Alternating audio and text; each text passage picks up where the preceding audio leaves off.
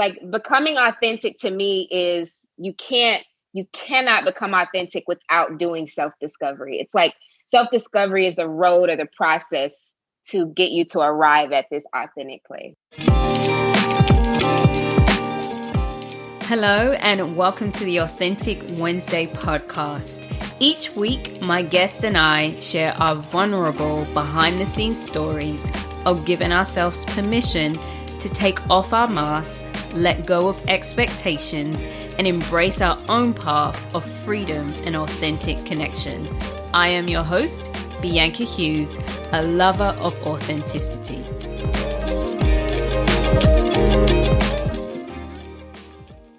Hello, and welcome to the Authentic Wednesday podcast. I am your host, Bianca Hughes, a lover of authenticity. If this is your first time to the podcast, welcome, welcome, welcome. And if you are a regular, welcome back. You all are appreciated. It is episode 54 of the podcast, and I have a guest on the podcast today, so you're not going to hear too much of me talking. We have a really good conversation talking about self-discovery through relationships. For all of my relationships people, I think you will love this, and all of my self-discovery people, you will love this too. My guest today is Ashley Bella. She's a visual media maven, artistic entrepreneur, and community figure dedicated to making fine and commercial art accessible, affordable, and applicable as a tool for bettering mental and emotional health. She has spent over a decade dedicating to driving social change through mental health services, social work, and community involvement. Ashley embodies the spirit of activism, advocacy, and leadership in every work-related initiative. The Bella brand has developed into a powerhouse that teaches people how to heal and feel better through art therapy. Ashley Bella now works on creating innovative ways to fuse art, psychology, and technology to solve complex mental health problems in communities worldwide. So let's go ahead and get into this great conversation. So hi, Ashley, and welcome to the Authentic Wednesday podcast. How are you today? Good. How are you? I'm well. It is a pleasure to have you on the podcast. Everyone who's listening, I've known Ashley for 7-8 years, something like that. We used to work together, and one thing I love is we work together in a group home, and now we're both entrepreneurs flourishing in our business, right? Mm-hmm. So yeah, that's great. That's wild, isn't it? Wow. Isn't I have to take that in for a second. Yeah. Goodness. Yeah. Who would have thought we'd both be here like this? So Ashley, she's just she's just like the creative person. So, that free flowing, but just all this creativity. And you're just like, wow, how do you do that? And she's like, you just do this. Makes it look so easy. And I love that she also incorporates her mental health into art and all the things that she does as well. So she has a really interesting topic that I think a lot of us can relate to, that we're going to get into later on in a bit. But before we get into that, Ashley, this is what I ask everyone. How do you define authenticity? What does it mean to you? I define authenticity as just a self-commitment to not thinking, living, or talking or communicating without much restraint, and especially not having restraint for fear of how it will be perceived by someone. But it's like despite people's perception, not like just kind of living your life and acting in a way where you're not worried about how people perceive it. You just want to be who you are and live in that truth, and it shows up all over you when you are authentic. Oh, I love that last part. It shows up all over you. Yeah. So, is that easy, hard? Have you always been authentic? What's it been like for you? Oh no. No, of course not. I have not always been authentic. I think that when I was growing up, so I'm a child of divorce. My sister and my sister remembers more of my parent separation than I do. But it was, for any child that sees their parents separate, it's a very difficult thing. And so I always just felt like in our family, there was just always there was just a lot of anger and hurt. And I felt that I didn't want to become like that. So I noticed that I remember in middle school, I got in an argument with this girl, right? And I was like ready to fight her. I was like ready to beat her up. And I thought of the most evil thing I could possibly say to her and said it. And I said it because everybody was around, you know what I mean? So it felt more empowering to have all these ears. And she told the principal. So we had to go to the principal's office, right? So we go to the principal's office. I'm like, dang, I'm about to get suspended over this. And in the moment, you no, the trajectory of this is you might end up suspended if you say this. But it's like, dude, I got to say it anyway. And so I'm like in the principal's office like I knew I would be. And they told us not to talk to each other. The next day we come to school, we go into the girls' locker room to get ready for gym. And she pulls me aside. She said, I had to talk to my mom last night about what happened. It really hurt my feelings. I thought we were friends. She was in tears. And she says, I know that this is not how you always are. And I don't know why you're this way. But if you keep being like this, nobody's ever going to want to be around you. And you're going to be alone. And it's great. Yeah, right. To hear that as a middle school student, like 6th or 7th grade, her name was Michelle. I never forgot that moment. And I can replay it in my head. And I think that on that day, I made a decision that I was going to do anything I could to avoid what I thought was becoming like the parts of my family that I didn't like. But what that did was I was always trying to go out of my way to just be super nice and super accommodating and really passive and just take anything from anybody. And a lot of it was to avoid conflict because the only kind of conflict I've seen is it becomes violent. And when you're out in the world with strangers that aren't your family, it could get you hurt. It could get you in jail. It could get you in a lot of trouble. You could lose relationships, reputation, everything. So it just seemed easier to just avoid conflict and just be super overly unrealistically nice to people. Wow. So that what mask, I like to talk about that. When we're not authentic, we generally, wear a mask. That mask, would you call it the overly nice mask? Definitely. Definitely. I think in my nature, I am a kind person. I do I see the best in people. I want life to be easy and positive. I'm definitely like a rainbows and sunshine kind of girl. But I think that when when you are like that, and then it's like you can be that way in the middle, right? And then surrounding that is like self-care and boundaries and being whole. And when you step outside of that, then it becomes way too much. And it's a little more toxic because you've went forth to overdo something beyond what you were capable of. So now it becomes unhealthy. You know what I mean? Yeah. But you said something very key. So I said the overly nice mask. You said, because I am naturally kind. But yes, but there's a difference between kind and nice. And most people actually don't realize that. The difference is being that, nice is you is really selfish in a way, because you're doing it to please everyone else, because you want to get a gain from that. Whereas kind, you're just genuinely caring about people, and you're not afraid to set those boundaries, such as self-care, to make sure that, you're not overextending yourself and doing things that you're not meant to be doing. So it's really interesting. You actually said that. That is interesting now that you point that out. I agree with that. Definitely. Okay, cool. So I love this topic we want to get into today. Self-discovery, your self-discovery journey. But you particularly said to me that your relationship with men have led to your self-discovery. I'm a lover of words and I'm a lover of definition. So how do you define self-discovery?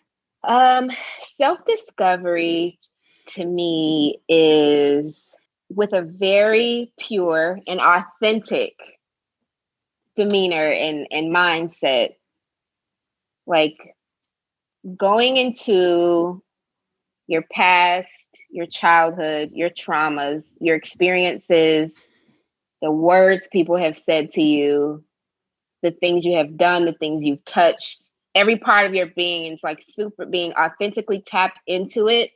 And when you're tapped into it, you're examining like the whys behind, well, why did I think this? Why did I do that?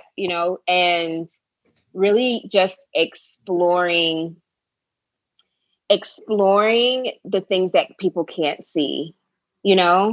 There's so much about you and me and everybody listening that like people would never know the things that you're thinking about. For me, I always for me, definitely like the things that I do that I don't like to share, whether it's because I feel guilty about it or I just want it to be private, or it's something I shouldn't have no business doing and I want to do it anyway. I appreciate that honesty. So it's like being willing to like look past all of that and like really get to the core of who you are. And it's kind of like that process of getting there. The process of like getting to the authenticity, like becoming authentic to me is you cannot become authentic without doing self-discovery. It's like self-discovery is the road or the process to get you to arrive at this authentic place. I love that. So tell me, how did this begin, or, how did you begin to tap into it as it relates to men? Oh, girl, cause I ended a relationship this year. I ended a marriage. And my ex and I are actually kind of like surprisingly cool, and our relationship is evolving. So my ex and I's relationship is evolving right now into something different than what it was. And the romantic part of our relationship, we decided to end. And the things that led up to that had become, it just created so much emotional turmoil that basically I started to get sick. When it comes to like my relationships with people were suffering. And then it started messing with my money. And then that's when I was like, all right, we got to figure this out because we can't mess with the money. Right. And so, it really, all jokes aside, I did notice that my decision-making, my discipline, my energy, is even my ability to like think through something. Neurologically, I just felt very stuck, and like I just couldn't do anything. And knowing what that could do to my life, my relationships, and my business, it was almost like life or death. I had to start self-discovery because I was like, how did I allow myself to get into a situation where I'm now in this state? Like, how did we get there, Ashley? Like, come on. because now that it's like a life or death thing, it's like, how did you get there? Because you can't let this happen again, you know? And even if you could guarantee it doesn't happen again, the fact that it's happening now is a problem, and you gotta address it. You know, that's just. How did you finally link that to it's the men, or my relationship to men, in terms of because I've only ever gotten in this kind of state when it comes to like my relationships with men. When I think about like my relationships with my girlfriends, my family, and my business, I never have moments like this where I feel like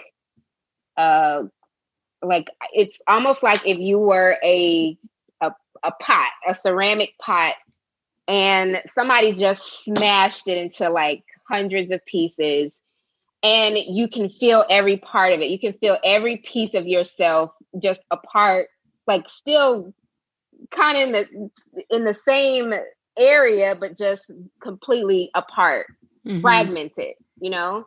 And knowing that that's how I felt. And the good thing is that I knew enough about God to know that he could definitely put that back together, you know? So I felt very safe and very like sure that I would come on the other side of it with his help. But I think that, what was the question again? I feel like I'm rambling. No, you're not rambling. The question was, how did you come to the realization that it was men and make that connection? Oh yeah. Cause I only ever feel that way, or that kind of thing only happens as a result of my relationships with men. Now, every relationship with every man hasn't been like that. But like the dudes I decided to like be in a serious relationship or marry always ended that way. So okay. Like, you know, we learned that in math, you know, like look at the patterns. And so what did you discover? This is the tough part. When you have to look in the mirror, you're the common denominator. What did you find the courage? And I say courage because it takes a lot to see. Yeah. Girl.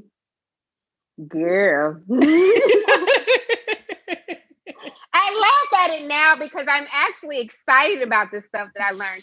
And you know what I realized? That like we look at our flaws, or we look at introspection and self-work so negatively, like it's so bad. It's this bad, necessary thing that you have to do.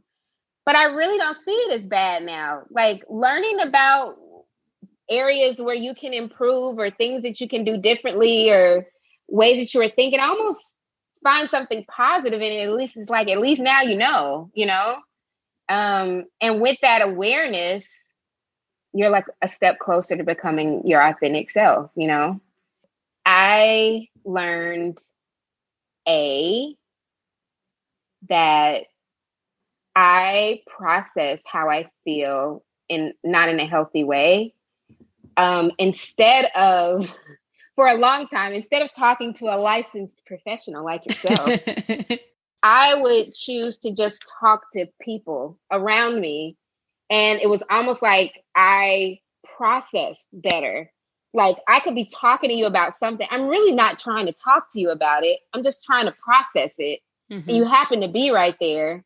So we're going to process it together. But it's more of like I was just processing through talking to people instead of processing with someone or something that is more of an authority on that kind of matter. You know what I mean? That's a skill that I definitely needed to acknowledge, because now I need to practice it, because I want to see how my decision making changes when I'm very, very selective about who the heck I listen to. You know what I mean? Even if it's like not listening to myself, but it's just listening to the Lord and listening to, my therapist, my spiritual leader. Spiritual leaders. That's a whole nother podcast interview to talk about that.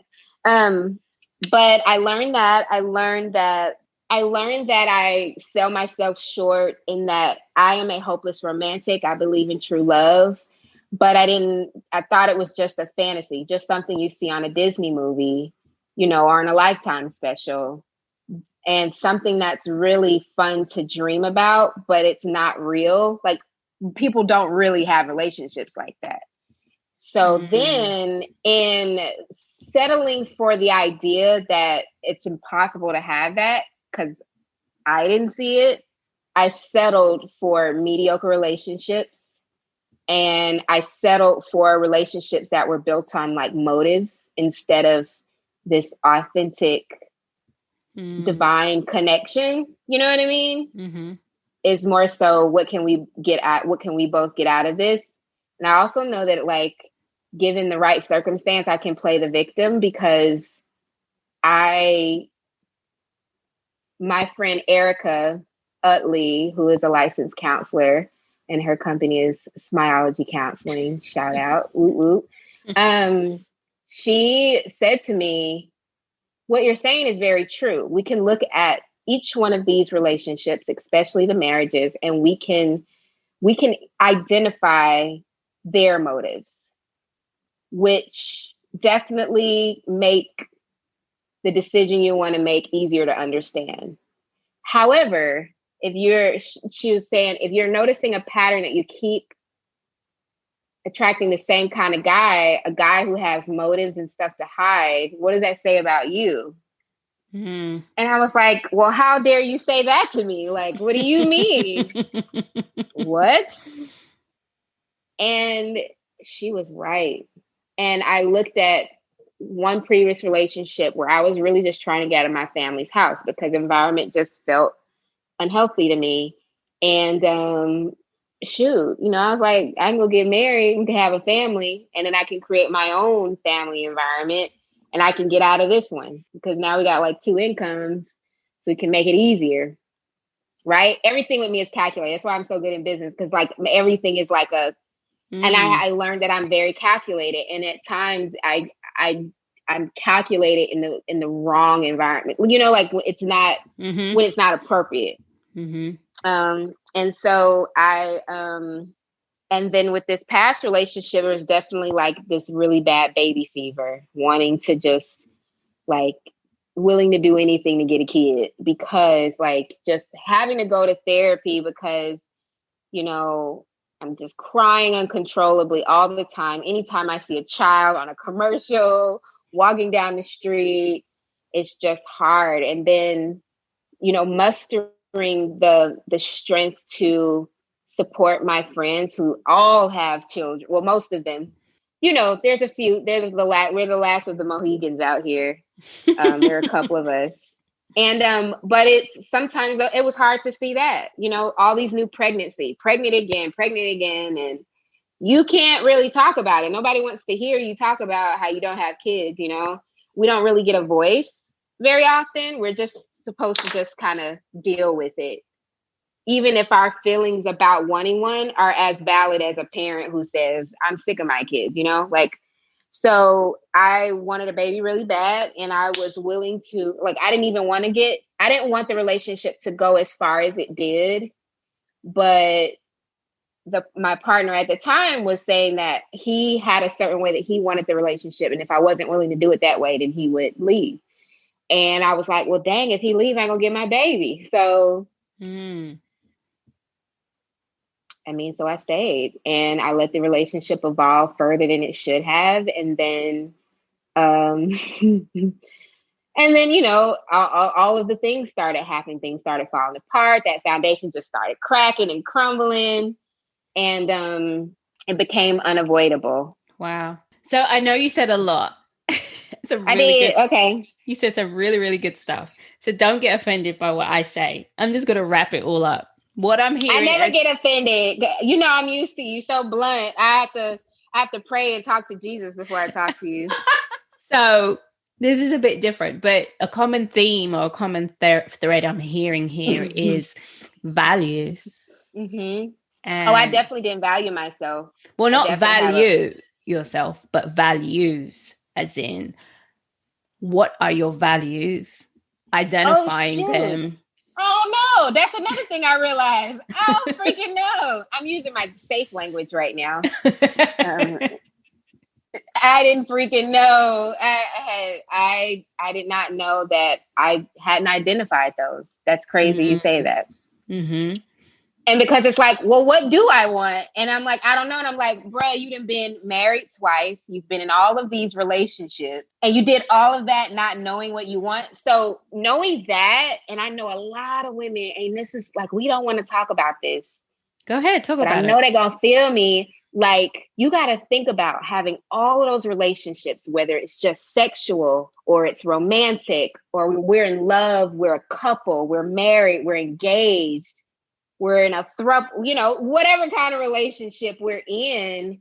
We've gone through so many years of doing all of that without knowing without knowing our values. So you can imagine how that went. Terribly. Mm-hmm. Very toxic, very much ignoring red flags, getting in relationships without dealing with your trauma. So you're toxic. So then you attract another toxic person and then you all just toxic together, And then there's always these moments of these relationships and you're like, well, what did I do? I don't understand what I've done. The sad part is that some of us take longer to do the self-discovery necessary to stop having to ask that question every few years, Yeah, but and I was just like, we're not huh? taught to. We're not taught to. That's right. I wasn't taught to. But what I realize is that now I have, I always talk about money and stuff. It's really not the money. It's what I can do with the money. It's the people that I'll be able to help with the money, right? And that's why and I'm trying to get my nephew into the Ivy League school of his choice. And so when I think about why I want the money, that's what makes the money very important to me. And you just, when it starts to mess up the things that matter to you, everybody has something different that, like their why they wake up every day, everyone's, or the things they're excited about, everybody's is different. But when your choices are starting to disrupt that stuff, like, that's when it's time to, like, I just was like, I saw it starting to disrupt things that, like, I can't have disrupted. You know what I mean? And, some of it to some degree is my nephew and is the work that I want to, the community work I want to get back into. But some of it is, I don't want to be broke again, And when I do get a chance to have a family, I definitely, like, I don't want my kids coming up the way I came up. And I don't want to ever have to go back to living in some of the conditions I was living in, whether it was in childhood or as an adult, starving artist and stuff. I'm just not willing to do that. And I don't have no other options but to move forward. And that requires self-work. Like, I have to. It becomes like there's no other option. And as hard as it was, I was like, we're going to have to do this. Were there any highs to doing? Have there been highs along the way to doing the self-discovery work? Because, oh my gosh, yeah. Girl, let me say, I have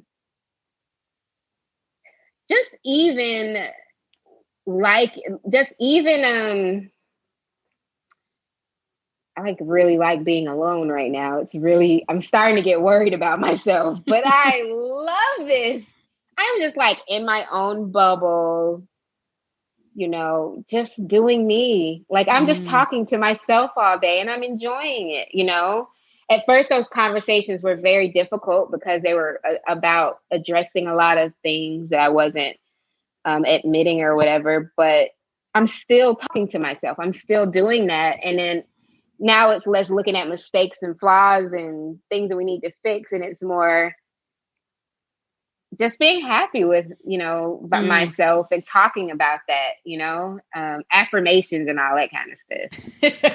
So was there anything, it sounds fun.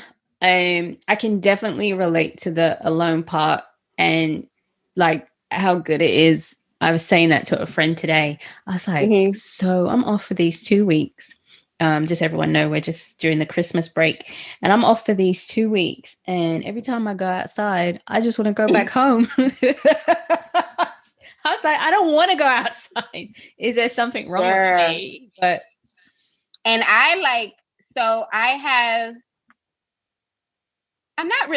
not dating yet, but I might go on a date if I'm just that bored, you know. I don't mind I like how my friend says, you just want like masculine energy for like a couple of hours, whether that's going out to eat, going walking on the belt line.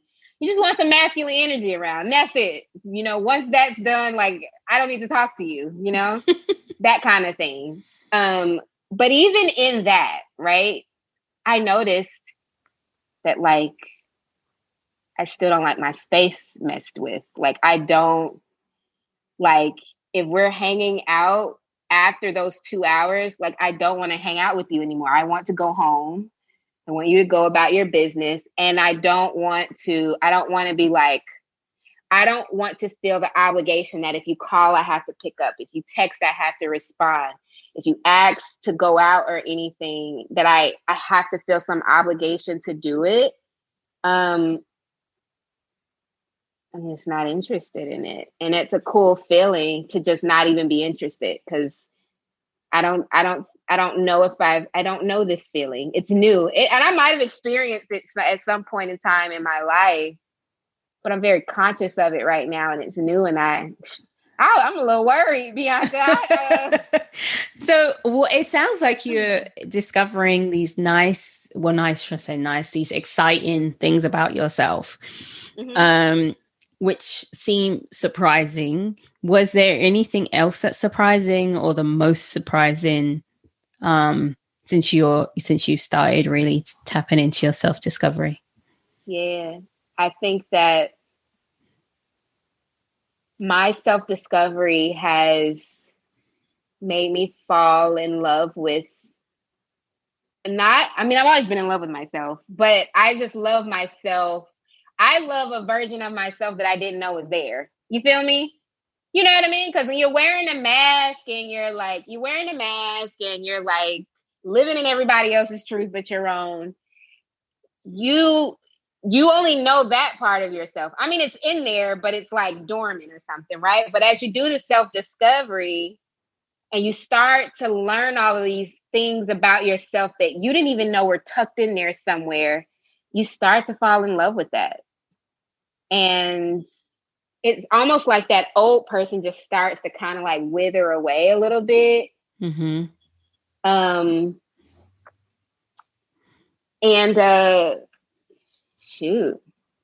Very much in love with myself. This new this other part of Ashley that I just wasn't around much. That sounds so beautiful that you're in love with this person that you never thought or realized, shall I say, was there, because she was always there, but to discover her and be like, oh my gosh, she's so dope. It's wow. It's wow. It's almost like Black Mirror or something. It's like two people. I'm like outside of myself, looking at myself. And it's interesting because some people that have been in my life have seen that, because I remember hearing, I've had friends say, like, you're not bringing your complete self out. We don't get to see this side of Ashley, or we don't, you know what I mean? It's like them noticing, but I'm listening. I'm like, I don't know what you're talking about. You know, I don't get it. Or even having people say, like, you don't even see what's inside of you. Like you talk and you present yourself as though you don't really know or see the stuff that we do. And when people say that, I'm like, what the heck does that mean? But I'm starting to understand that more now. Mm-hmm. Wow. Mm-hmm. I love that. So, gosh, I want to talk to you forever, but I can't. But we can. But you said such good gems. So what do you want the audience to know? What do you want to leave them with?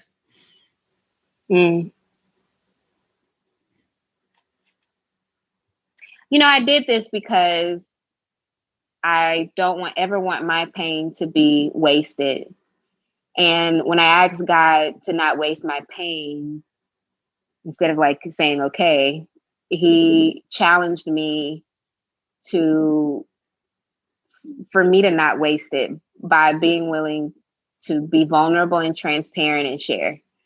And I can't say those relationships were meant to create this wisdom to share with others, because some of that stuff was very self-inflicted and it wasn't like divine. It was just me. Thank you for admitting that. But there were still lessons in it that I think the Lord knew that I was going to end up learning, and that it'll end up helping somebody. And I think that big lesson right now that I'm thinking about is that, you know, for all of us, the world, the family we're born into, our environment, the world itself, social norm, culture, our genetic makeup, our brains, just everything has an influence on how we see ourselves. But I'm like reporting from the other side, this self-discovery stuff, that if you don't do that self-discovery work, no matter how hard it is, if you don't do it, there is a part of your life you just will never get to see.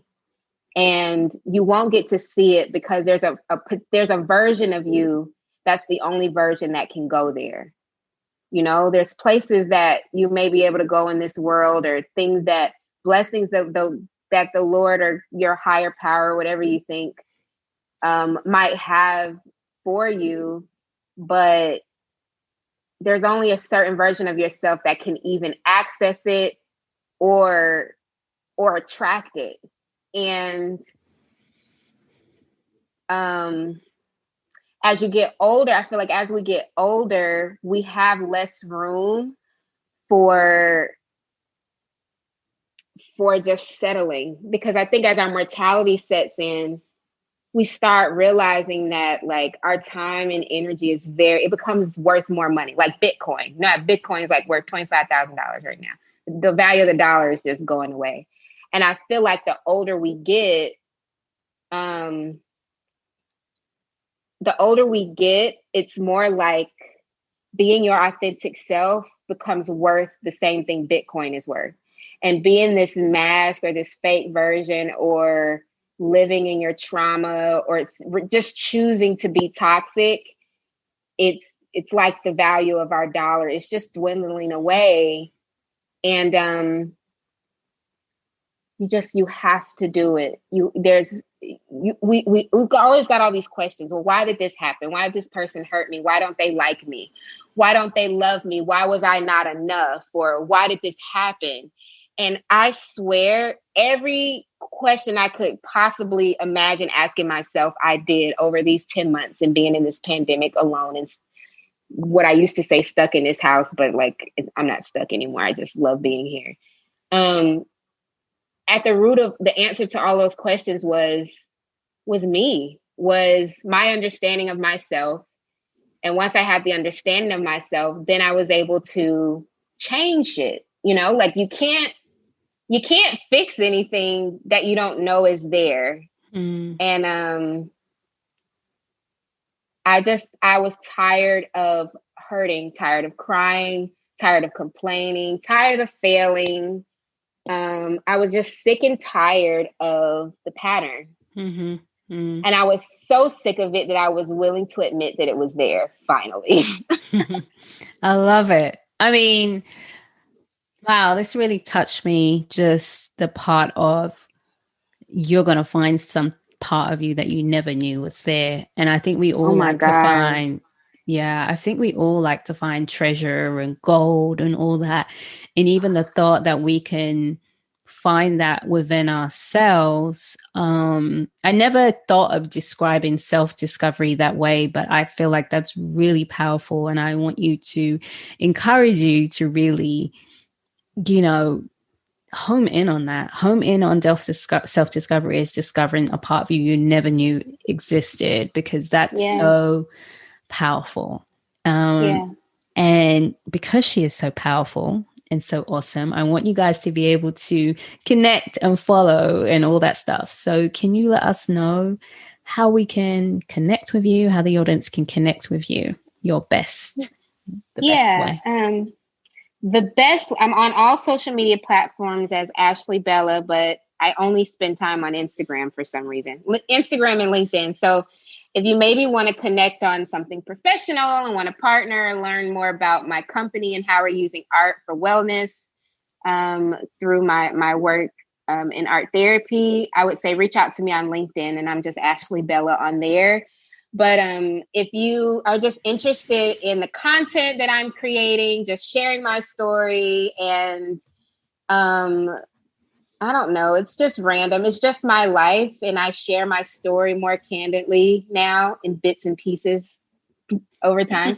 Then I would say connect with me on LinkedIn, and my username is @the Ashley Bella. So THE Ashley Bella. Okay. I'd love to connect with you guys. Thank you so much. Thank you. And it has been a pleasure to have you on the podcast. Thank you. That was painless.